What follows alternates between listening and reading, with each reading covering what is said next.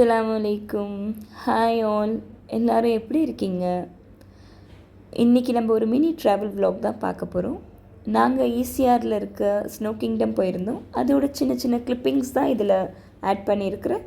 மறக்காமல் வீடியோ ஃபுல்லாக வாட்ச் பண்ணுங்கள். ஸோ ஸ்னோ கிங்டமில் நிறைய காம்போஸ் போட்டிருந்தாங்க. நாங்கள் எடுத்திருந்த காம்போ வந்து 12D Cinemax and Snow Play. சினிமேக்ஸில் படம் பார்த்துட்டு வந்துட்டு ஸ்னோ ப்ளேக்கு பக்காவாக ரெடி ஆயாச்சு.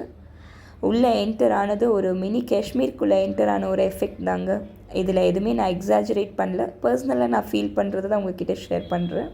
நம்ம பே பண்ணுற அமௌண்ட் 750க்கு இஸ் வர்த் அப்படின்னே சொல்லலாம். பிகாஸ் நாங்கள் உள்ளே ஸ்பெண்ட் பண்ண அந்த டைம் போனதே எங்களுக்கு தெரியல. We enjoyed a lot. As a home maker வாரத்தில் 6 நாள் வீட்டில் தாங்க இருக்கும். இந்த சண்டே எப்போடா வரும் அப்படின்னு மைண்ட் ஃபுல்லாக தேடியே தாங்க அந்த வாரத்தில் 7 நாளும் நாங்கள் கழிக்கிறோம்.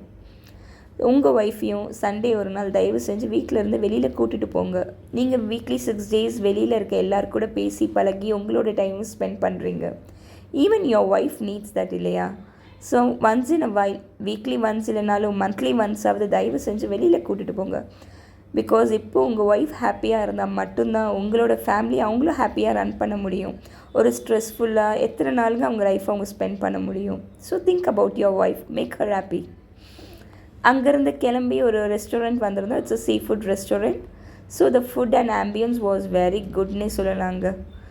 அங்கேருந்து நேராக ஒரு லாங் ட்ரைவ் போகலாம் அப்படின்னு சொல்லி மகாபலிபுரம் வந்தோம். மகாபலிபுரம் பீச்சில் ஒரு 1 hour ஸ்பெண்ட் பண்ணோம். பசங்க நல்லா விளையாடினாங்க. நாங்களும் உட்காந்து அந்த வேவ்ஸ் எல்லாம் பார்த்து என்ஜாய் பண்ணிகிட்டு இருந்தோம். ஈச் அண்ட் எவ்ரி டைம் அந்த வேவ் வந்து அந்த ஷோர் டச் பண்ணிட்டு போகும்போது சீரியஸ்லிங்க நம்ம மனசில் இருக்க அப்படியே ஏதோ கவலையை யார்கிட்டையும் ஷேர் பண்ண மாதிரி ஒரு ஃபீல் இருக்கும்.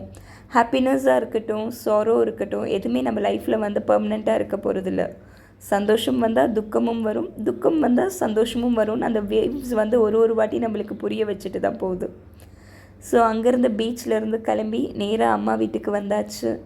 அம்மா வீட்டில் கொஞ்சம் நேரம் டைம் ஸ்பெண்ட் பண்ணி நைட்டு டின்னர் முடிச்சுட்டு ஹாப்பியாக எங்களோட வீட்டுக்கு வந்து